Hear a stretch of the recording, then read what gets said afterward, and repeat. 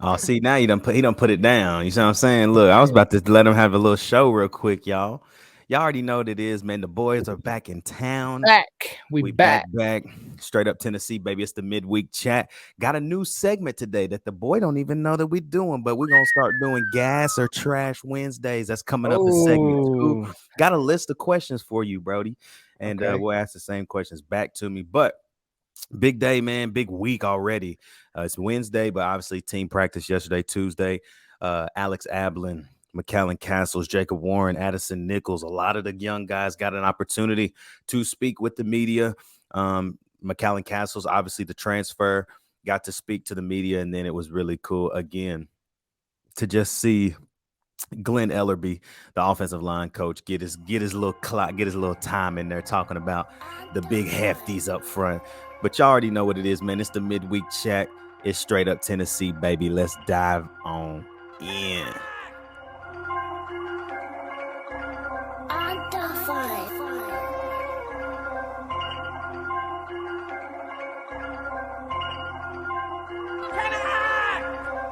It's the North Ender sets the race onto the field. The bottoms will be boring the giant sea that stretches from that north end ground on a cold day becoming Glendo as the big orange sets the race on the Shield Buckets Field, ladies and gentlemen, and wherever you are. We in the building. What's good, everybody? Welcome to Straight Up Tennessee on this Wednesday midweek chat. The boy Ruck in the building, joined by my brother, the co-host himself, AK-34. That was a gun. That would be kind of dope, but it's not. AK-34. Turn was good, dog. What is good, bro? Oh, it's Wednesday, bro. We made it again. It's weird that we actually get to talk about football again. Like, it's just been a long time, it feels like, but it's really only been 3 months. And I'm so excited to talk about football because I could not talk about Tennessee basketball for another second if I could. Nobody wants to either. No, it's gone and past. It's over with. It's over, and it's over for a reason. Yep. So facts. That's a good thing. I think we're at the point that we're 2 weeks. Well, I guess we're not technically 2 weeks, but we're getting to be 2 weeks in the spring. And obviously last week, Josh Heupel gets in there and starts to talk and says what he says about nobody's, there's no jobs won in spring. I don't know. I feel like there's got to be some type of competition going on for these young guys to be wowing these dudes, man. Like, I'm just hearing so much about the young guys, from Ricky Gibson to tight end Ethan Davis. Jacob Warren said Ethan Davis came in ready to work. That's what I've heard too, man. I've heard he's turning heads on the real. So, if that's a fact, you might have a 3-headed monster where we're used to having 2 with P-Fant J. Warren. Now we're talking like, shoot, might have a 3-headed monster. You add in McAllen Castles. Can Ethan, and Ethan Davis met with the media last week and actually said he sees himself more as a receiving tight end. He was like, I can block. He's like, but I feel as if I'm more of a receiving tight end. So it's like, he could cook up a little bit of something. I think that's one thing we need. I think that's one thing that we're gonna miss from P-Fant. Not the passing side of the ball. I think, man, P-Fant in the run game was crazy. We had never had a dimension like that, I don't think. No, and I think that's what we got to feel. I mean, I all three of these. I mean, I listened to the 2-minute drill on VolQuest. They were talking about it, like, we ain't got a problem with them catching the football. We just got to hope that somebody can replace Princeton Fant when it comes to run blocking. Mm-hmm. Mm-hmm. And I wonder, like, the only other person I can remember being not his natural position necessarily being running back, but had a couple of snaps behind center back in the day was the beast himself, AJ Johnson. And he was a linebacker, though. Like, he wasn't an offensive skill player, but that's the last time I can remember, like, a bigger cat, like, getting handoffs and, like, taking snaps under center legitimately. So Yeah, man, you don't realize how much you miss somebody like P. Fant until it's like the next season. It's like, man, Yeah. I don't, and that's why I'm saying, like, right now, I'm like, I don't know who that guy could be. no, Not I right have no now. idea. Mm-mm. Not on this team specifically. I think you said this earlier, but Castles looks good. He McAllen looks good. Castles does look good, bro. He looks the part. He does look good. He looks not like he's not massive, but he's not little. But he's Yeah. also like kind of got this. Yeah, I played FCS, but I got a little swagger with me. Yeah, You know what facts. I'm saying? Like, at Yeah. least that's how it feels like in all his interviews. It felt kind of like, okay, I know I'm kind of probably looked at like the dude that played FCS football for some time, but his body looks good. Like, he seems kind of like just stout, like a stout type guy. So I wonder, man, I really wonder if how does now Joey Halsley, how does Halsley interact with the new tight ends coach Alec Oblin? And then Yeah. how does that still play into what Heupel wants to continue to do? And that's, I mean, he's lining up receivers at wide, or he's lining up tight ends at receiver position. So it's like with this three-headed monster, does Ethan Davis see clock early? Or is it just continuing to get Jacob Warren, and now obviously you got a grad transfer and McAllen Castles? Like, are those going to be your two guys, and you kind of just let Davis prune for a year? Yeah, and then I mean, who knows, man? Who knows what this next year could hold? Who knows? We might have four wide. We might have Brew, Ramel, Squirrel, and Dante Thornton just lined up out there. Dude, I wouldn't mind to see. I remember last year. You remember?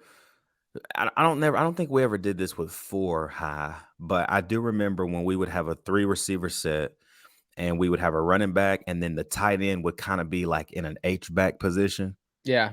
Like, somebody's got to fill that role this year. I don't know who that is. Like, Jacob Warren was in it sometimes, but I'm like, dude, there's so many. Like, that was the formation against Alabama when Jalen Hyatt came from the other side of the He field came across. Yeah. because P. Fant was like a decoy almost. Mm-hmm. He ran this way, Hyatt comes back this way, bloop, touchdown. Yep. Right So across it's the middle. I like, remember that. who's that threat so that we can continue to have these creative little stunts, because Heupel's got plenty of little things like that he's going to do. Like, I don't think that personnel is going to stop him from doing it. But I do wonder who's that next guy, who's next man up in those type of positions, you know? Yeah, because I mean, we know Jacob Warren can do it. I mean, that's just, but Jacob Warren can't play every snap. Not in this offense. I don't know if you got the opportunity to listen to McAllen Castles talk today, or on Tuesday, but he mentioned, like, somebody asked him, I think it was like, who was it that asked him? It might have been Austin Price, I think.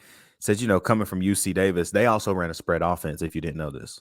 Mm-hmm. They ran a spread, and it was kind of up-tempo. He was like, coming from UC Davis, I mean, it was fast. And Austin Price says, but, how are you adjusting? He's like, man, coming from UC Davis, I thought we did it, like, fast. He's like, and then I watched Tennessee all last year, and I'm like, oh, yeah, they're moving fast. He's like, but then you get into practice, and you're like, fast. He said 3 plays in, you can't breathe. And he's like, it's just much faster than you think it is. And so he's like, the one thing that he said he loves about Coach Alex Ablin is he understands that there will be mistakes made because of the tempo. And so obviously right now he's given a ton of grace. It's spring, right? They're learning, they're trying to get it kind of locked in and into different areas of what's going on. But he's telling them, like, as long as you're playing hard every play, like, make your mistakes, like, play through the mistakes. And most of the mistakes that Tennessee has had in this Josh Heupel era have been simply because of the tempo, like a false start, like everybody's too excited, or a dropped ball because we're tired, or an overthrow simply to give the team a break. Like, there was a hot take that I was seeing surfacing a couple of weeks ago, just talking about, like, Hendon Hooker when he would overthrow the football, or Joe Milton when he would overthrow the football. And then somebody said under it. And I was like, man, I never thought about that. But they said, Yeah, do you think at times they intentionally are overthrowing to give their guys like a a break. break? Because if you notice this, think about many times when he would overthrow, he would never do it like towards a Jalen Hyatt or like but I can remember multiple times he would do it to Cedric Tillman. He would do it to Ramel Keaton, and then that guy comes out and they allow a sub. A sub. So it's like I'm wondering if that's intentional. And Yeah. Hype was like looking at him like, and it's like, just get out of this so we can get him off the field, give Right. everybody kind of like 10 seconds to breathe. That's like, hey, it makes sense. It does make sense. I never thought of it like that. I went back and watched some games because of it, and I was like, dang. Because situationally, some of them, it's like, they don't even make sense. Like, I can think Ramel was actually open, but he just, he overthrows it. he So it's sells like, it. Yeah, I can think of some of those in my head right now, just popping off right now. 100%. Yeah, facts. 100%.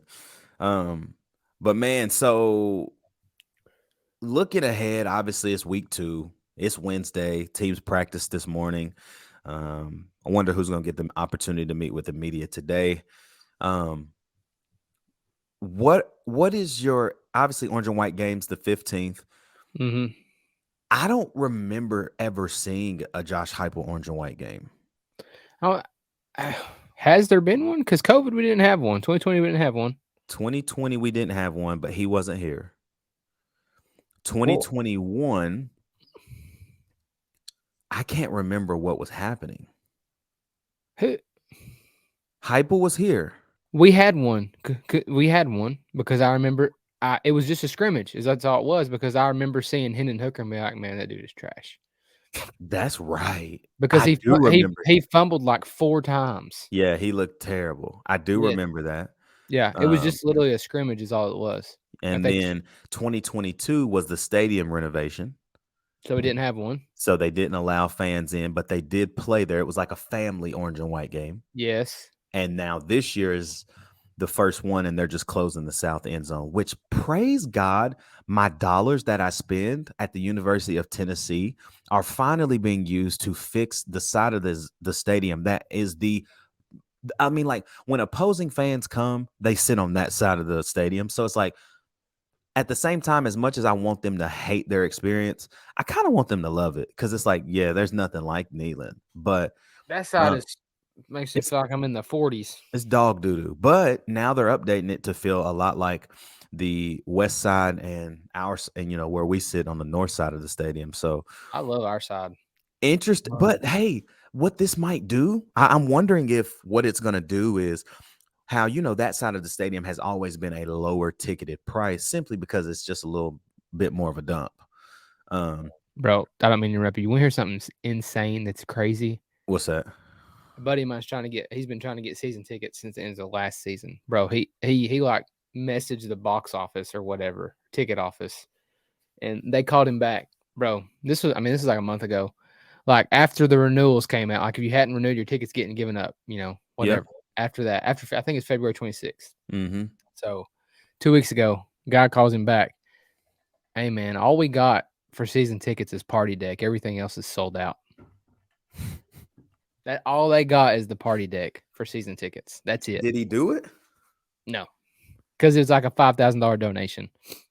Is it really? Yeah, the donation's crazy. The tickets ain't that bad, but the donation is crazy.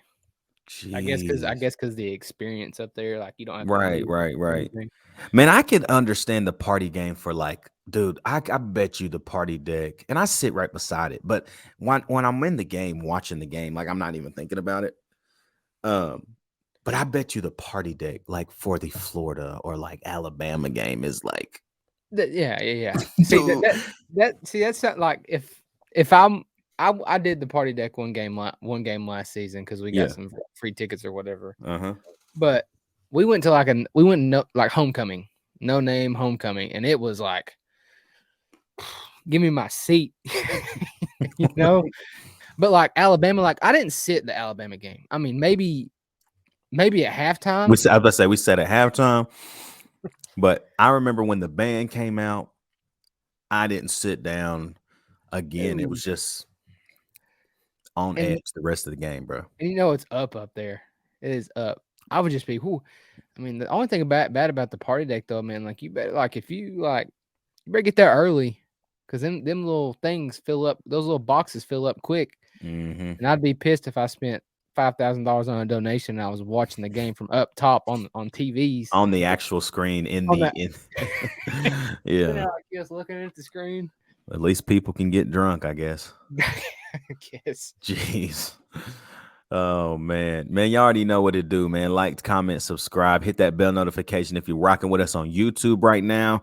Our Apple Podcasts and Spotify podcast listeners, man, continue to rate this thing 5 stars and review it. It just helps with the algorithms and helps with everything. We're getting ready for segment 2, man. Really turning the corner on the midweek chat. We're gonna continue to talk just more ball and just what we expect. But our gas or trash segment is coming up. But before we hop into that, got to thank Whitehead Auto Sales, man. They continue to handle their business in the used car game in Blount County, right off South Hall Road, right there in the heart of Alcoa. Man, they continue to just do things well. Talked to Andy actually the other day. He was like, man, we about to put another Honda Accord on here. He getting me, trying to make me come buy another car. I'm like, bro, I'm not coming. I ain't coming till I have another kid. But once I do have another kid, I know where I'm going. That is Whitehead Auto Sales. Hit them up right now, whiteheadautosales.com. Ask for Andy or Nick, and I promise you, you will not be upset with your experience. So, yes, sir. Segment 2, man. We're gonna start this one off with the top, man. I was like sitting around today working.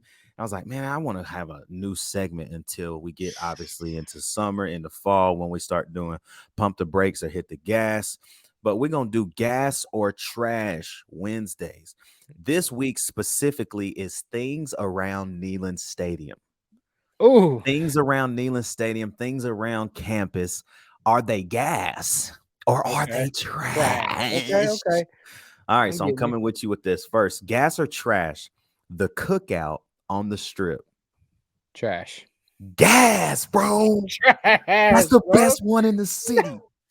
It's always so crowded, bro. You can't get in there. Okay, experience is trash.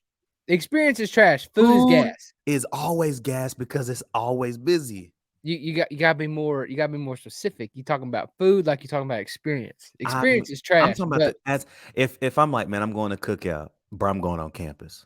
Yeah, facts, because you know you're gonna get your food hot because it's so busy. Gas, bro. Okay. Gas or trash? The Vol Walk. Gas. Okay. I'm gonna say gas too, just because of the experience, but I hate going. I didn't go one time last year. but I think it's a gas idea. Yeah. I love the idea of it. Yeah. So, okay, gas or trash? The Vol Navy. That's gas, 100%. Trash to me. Oh man, I think it's overrated, bro. I don't care about you on your little. I don't. But see, you a lake boy. Yeah, facts. You like the lake and boats and yachts, and they got all these boats and yachts out there smoking meat and people jumping in the lakes. I'm like, man, get in the stadium. It's trash. Okay, I'm gonna say gas. You got Pat McAfee jumping off one last year. We're gonna 100% disagree on this one. Okay. Gas or trash? Calhoun's on the river. Gas. Trash. Gas.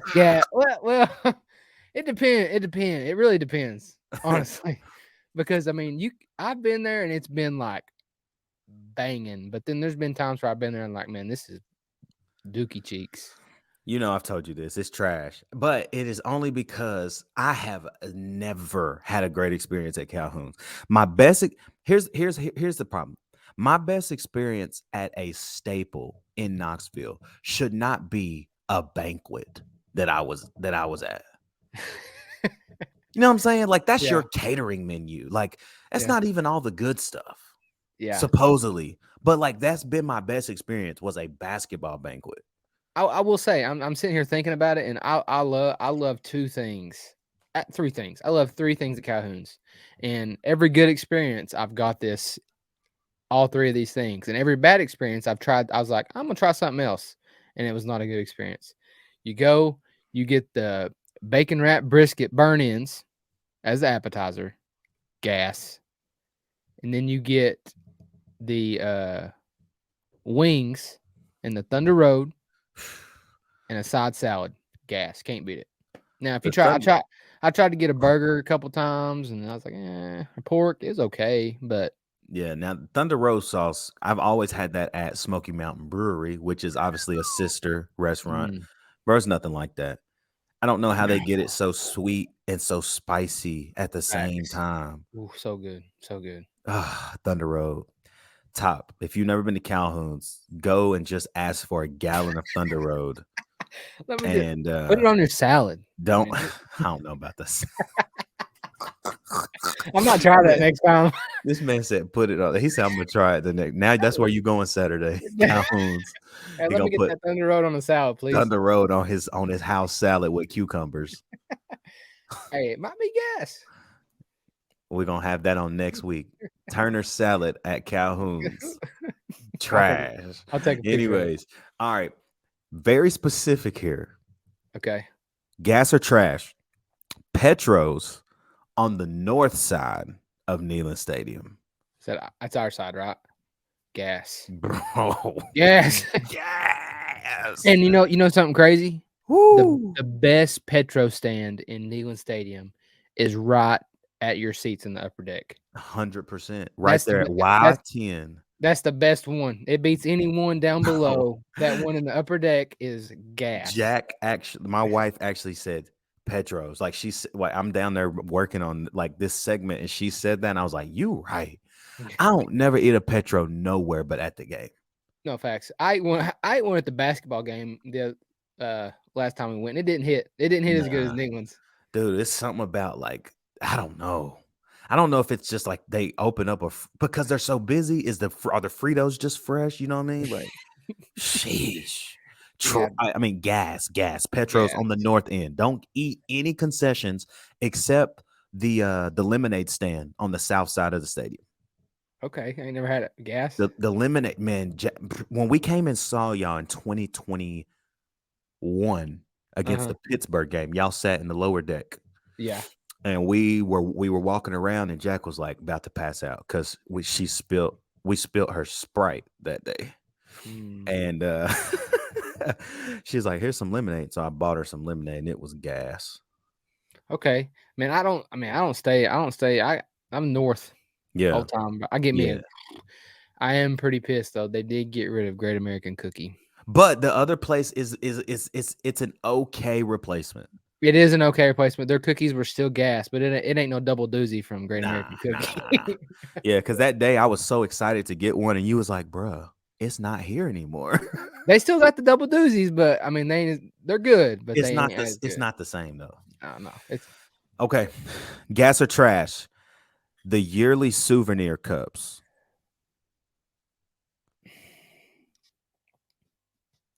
Mine is trash. I'm gonna say trash. I get one every year. I get one every game, and they change every game. If you haven't noticed, yes, I'm gonna say trash just because I have so many in my cabinet. Bro, so many of them, and you can't wash them too much, or all the paint comes off.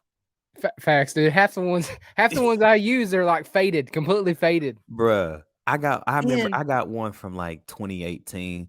All you can see is I think our 2019. It's all you can see is the schedule, and it says BYU.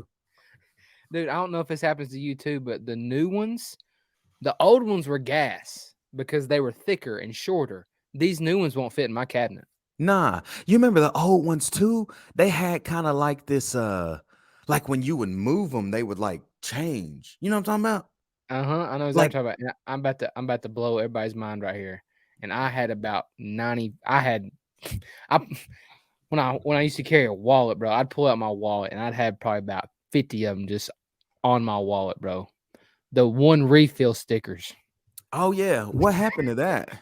They took them away. I was actually saying that to my wife, bro. I said that I think they're trash now because you pay $8 for a drink and can't get a refill. Facts. I mean, at least back in the day, they had that one refill where you had to get a sticker. But I remember I would always, after the game, we'd always hang around and all the cups we'd see, I'd grab about 10 stickers. So that way next game I could just keep getting Cokes and Cokes and Cokes. Yeah, I keep going. I go back to the same stand, just a different person. Just a different price. You've been back 6 times. No, it ain't me. Swear. All right, got 3 more. All right. Gas or trash? Mm. A Hebrew National at Neyland Stadium. Gas. Brody. I could eat 3 of them right now and I ain't even hungry. Y'all, if y'all have never had a Neyland hot dog, it's a very specific hot dog, Brody. Okay, here's your question though. Hebrew National, Smoky Dog. Which one you picking? Hebrew National, Smoky Dog. Facts. Facts. There's nothing like it, bro. Dude, every time you bite into it, it's like you biting into a pickle almost. Bro, I'm not no cap right here. We would literally tailgate. I'd eat as much as I could before I went in the game, so I didn't have to spend money in the game, bro. First thing I do when I get in the game, what do? I go get a Hebrew dog. 100%. The best $4 you'll spend that day. Facts. We've had barbecue pork. We've had Nate's mom's beer dip. We've had all the food in the world, but that's the best $4 I spent every day. Facts. Every game. Okay. Last 2, I guess. Really one. The last one, I ain't gonna ask you. So last one. Gas or trash? Okay. Walking on UT's campus.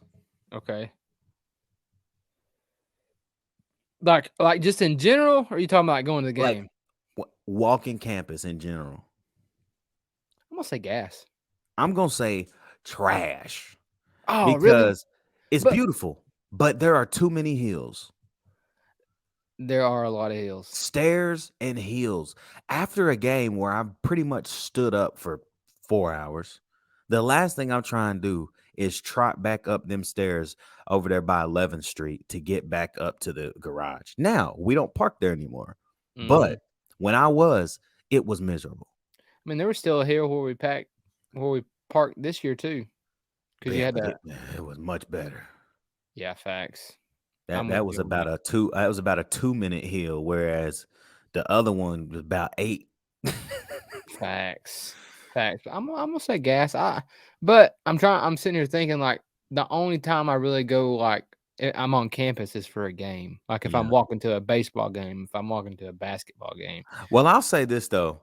Here's the thing too. It's not like it's a terribly hard walk. We were at the Kentucky game. We walked from our garage all the way to the Starbucks at the end of the strip, and it wasn't a terrible walk. Nah, bro. It was cold though. Yeah, no. Our parking garage was like pretty nice. Yeah. For going getting to the strip, honestly. Oh, yeah. Perfect.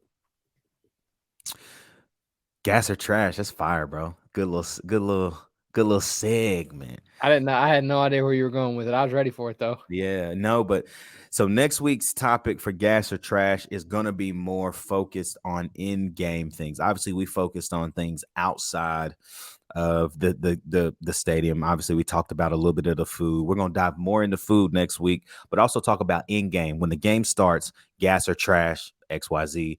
I got a really hilarious one that I cannot take credit for. And I was going to ask it tonight, but I was like, I got to figure out how to word this because whoever's watching this could be kin to whatever I'm going to say. But it's hilarious. Anyways, man, that's gas or trash for the midweek chat. And, man, I want to wrap this show up specifically.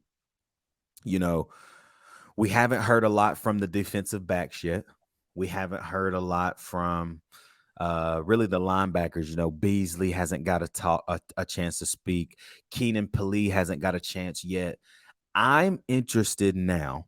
I watched the Josh and Swain show on Tuesday morning. I think it was Monday or Tuesday morning. But Jason Swain says it was either Jason Swain or it was a Locked On Vols. I can't remember which one it was. Anyways, they say they think that 100% Gabe Judy Lally starts this year. Really?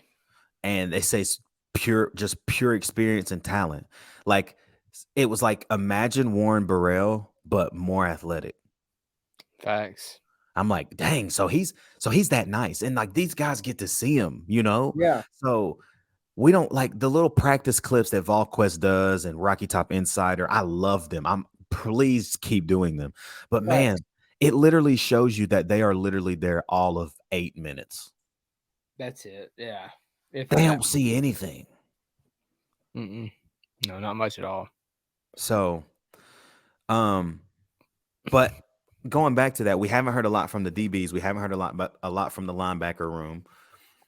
What group, in your opinion, has to have the most productive spring? It's for us to feel really good about anything, whether it's defensive or offensively. Like, what group needs to have the best spring heading into summer workouts and honestly into the fall?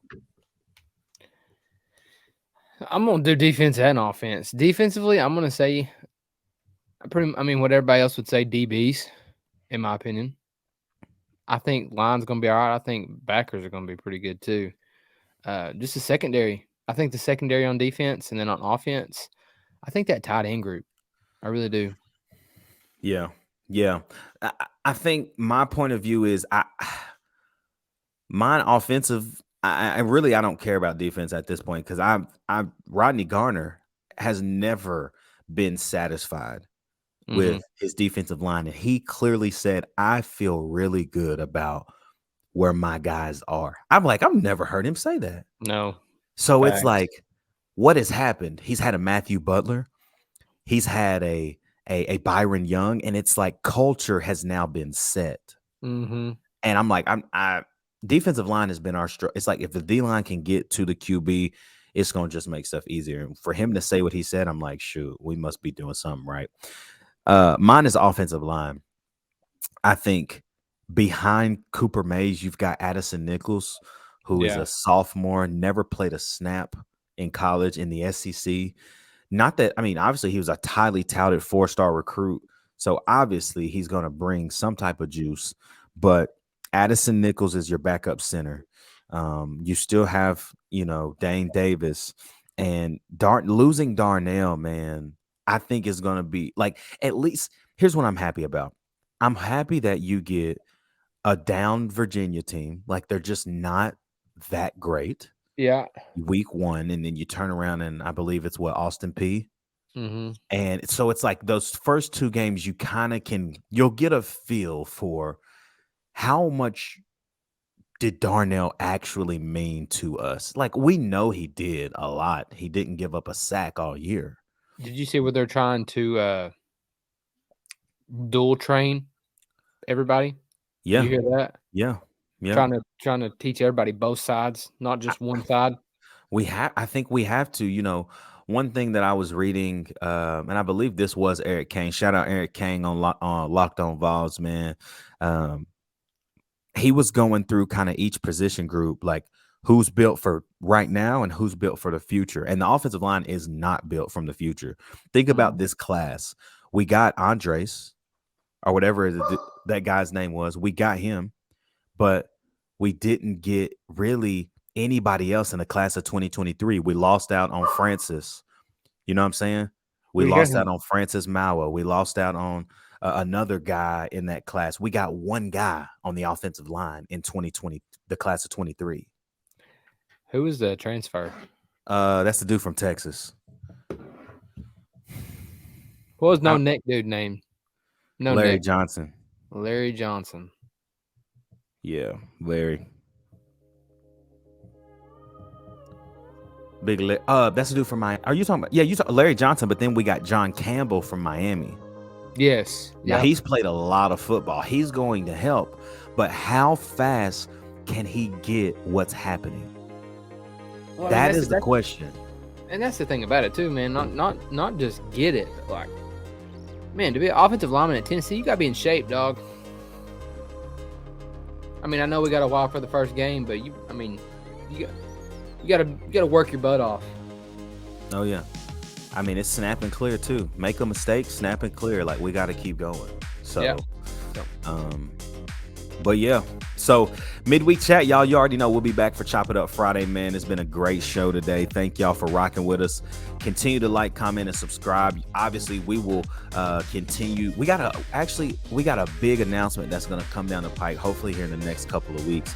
Massive event that we're going to be able to be a part of, and you guys will be able to be a part of it as well. So more details to come on that, man. But aside from that, man, thank y'all for today. Hope you enjoyed the show. The midweek chat is officially over. For my dog Turner, it's your boy Ruck in the building, man. We'll see you back on Friday for Chop It Up Friday. You already know what it is. It's straight up Tennessee, baby.